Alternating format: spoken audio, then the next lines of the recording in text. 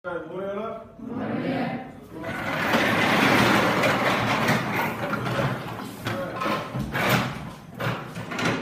Ons gaan vandag 'n bietjie praat oor jacks. We gaan verby hidrolika. Nou, die meeste van die seuns van julle sal al weet wat dit is, meisies dalk ook. Wie van julle het al almal gesien hoe 'n jack lyk? Ja, dit is nie van julle. Wie van julle het al gewerk met 'n jack?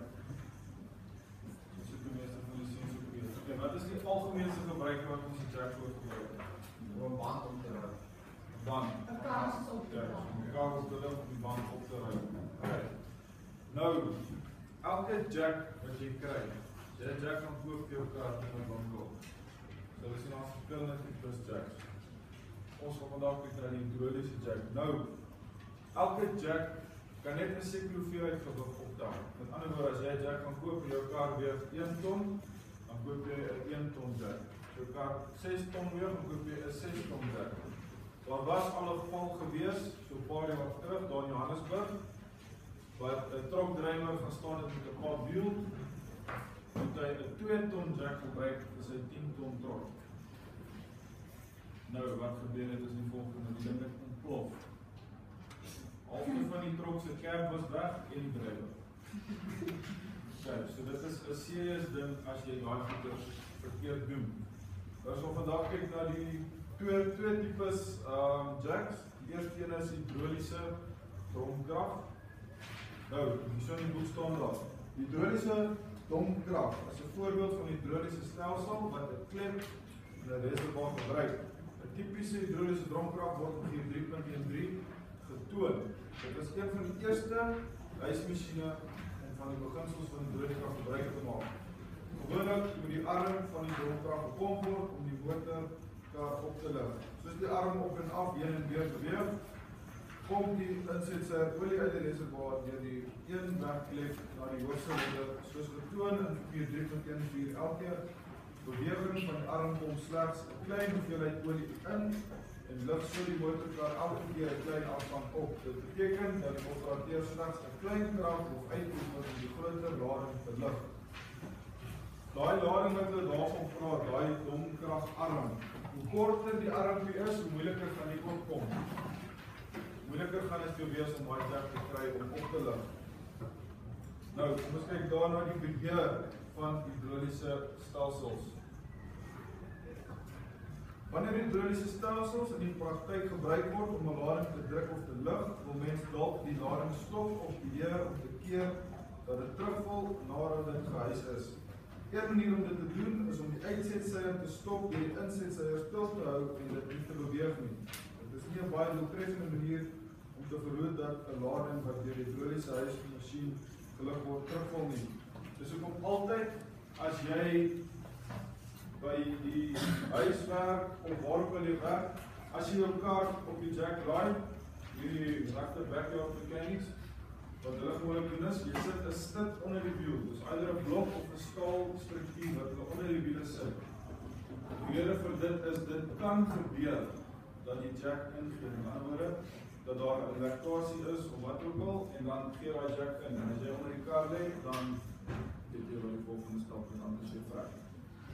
Okay, dan gaan jy dit nie maak nie. So, altyd as jy 'n kar reis, al is dit net vinnig langs die pad, moet jy iets onder, dit kan 'n klip of 'n baksteen of 'n plank, enigiets wees, onder die wiel sit, om keer dat as daai jack sou ingee dat die kar nie jou plat val.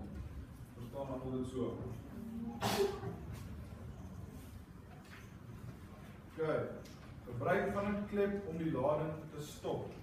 Nou, 'n klep is 'n komponent wat die krag in die hidroliese stelsel beheer deur die vloei van die vloeistof te stop of te laat begin. 'n Voorbeeld van die hidroliese stelsel wat 'n klep gebruik is 'n domkrag wat gebruik word om 'n voertuig op te lig. Die olie in die hidroliese stelsel van die domkrag word in een rigting deur die klep geforseer, maar die ontwerp van die klep keer dat die olie weer daardeur terugvloei. Nou, daai stelsel lyk soos volg.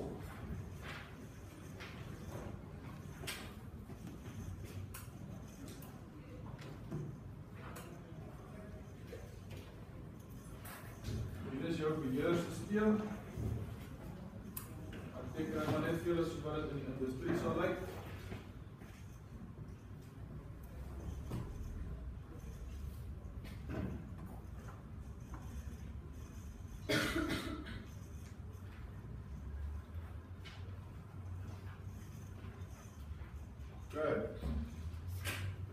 Hierdie is jou pomp waarin die olie lê. Hierdie is die pomp waarin die olie lê. Hier wil jy oplig.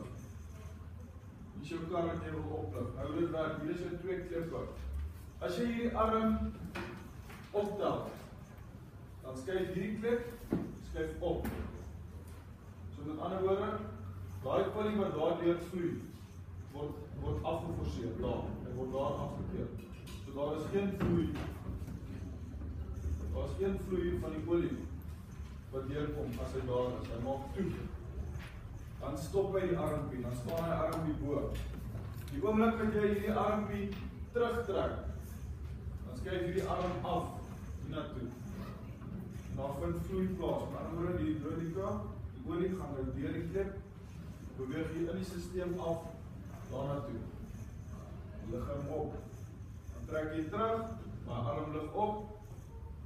Nog van die olie kom deur die stelsel, jy druk die arm vorentoe, gaan op in die klep en hy lig hom nog hoër op. As jy hom sluit, sal dit dan. Sit jy hom vorentoe of agtertoe, daai klep sluit daarso en die olie kan nie terugstoot nie, so daai armpie sal daar bly. Verstaan julle dit so? Kyk, as julle sien so onder by vergeen 3.16, daar toon hulle dit ook baie mooi vir julle.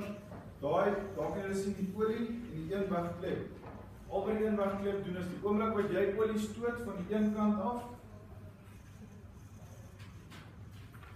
Die systeem lyk so. Dit het een wegklep wat soos dit lyk. Die oomblik wat jy stoot olie weer stoot, wat van hierdie kant af loop, olie loop hiernatoe. Dan loop dit na hier deur, dan stoot die klep wat hier is weg.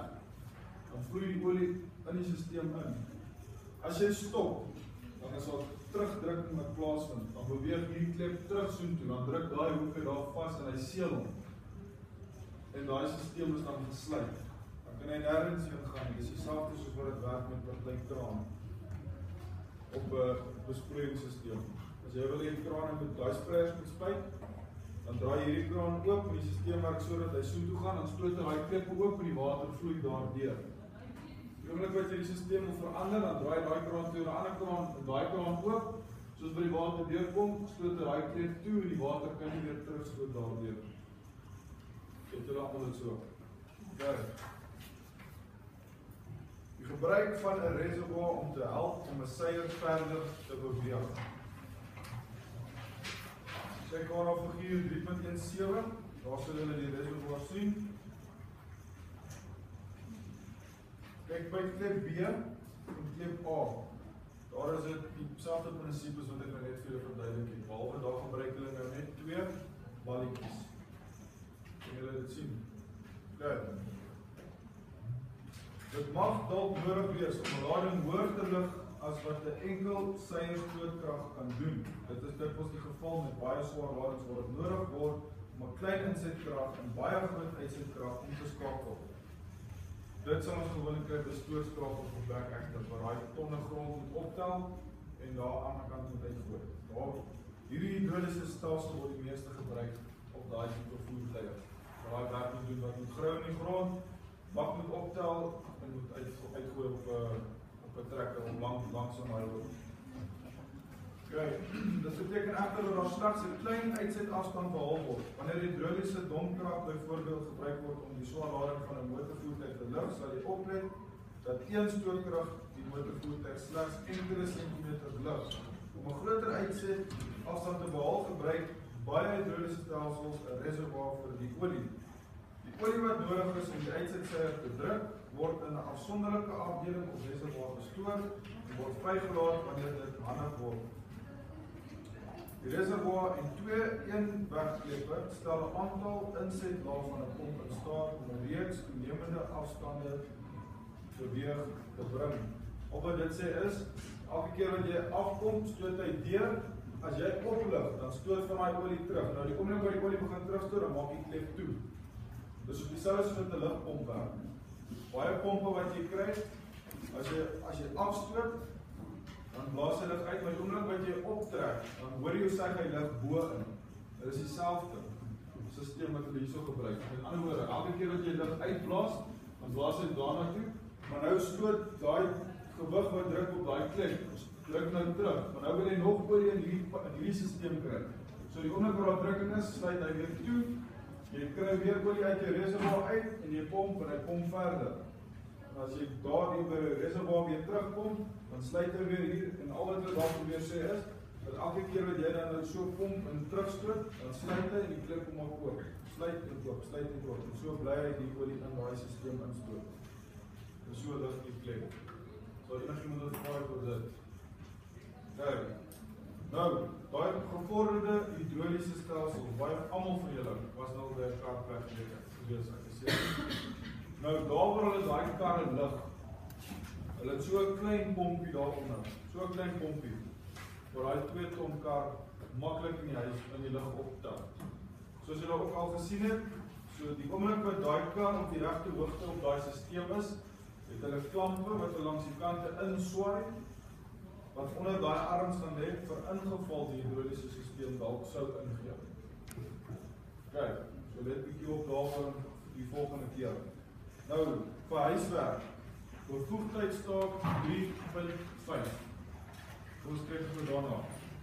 Hulle vra vir julle daar, evalueer die ontwerp van die hidroliese bomkrag. Doen die aktiwiteit saam met 'n maat.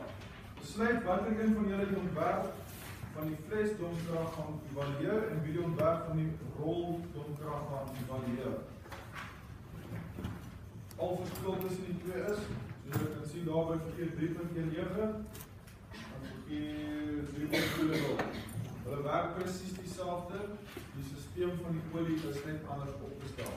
So wat julle nou gaan doen is, besluit watter een van julle die ontwerp van die flesdomkrag gaan evalueer en wie die ontwerp van die roldomkrag gaan evalueer. Nadat julle die evaluering voltooi het, deel, vergelyk en bespreek julle die resultate met mekaar. Dit sal ons in die klas doen die volgende periode. Lees die gevalle-studie op bladsy 70 en ondersoek die foto's van die hidroliese motordomkragte op bladsy 70 en hierdie bladsy. Soos julle kan sien, daar is net 2 skets wat hulle vir julle wys wat dit is. En daai 2 sketse wys hulle vir julle die werking daarvan, wat hulle funksies is. Lees die gevalle-studie op bladsy 70 en evalueer elkeen die 2 hidroliese domkragte met betrekking tot die geskiktheid vir die doel waarvoor dit gebruik word en die geskiktheid van materiale. Dan kyk julle na daai punte daar. So dit gaan julle vir my dan invul op julle blaaie en in julle blou lers sit vir die volgende periode. Is daar enige van julle wat liedjies verstaan rondom hidrolika en New Jackson? Is almal reg met dit? Reg so. Dan kan julle met julle huiswerk begin. Meneer?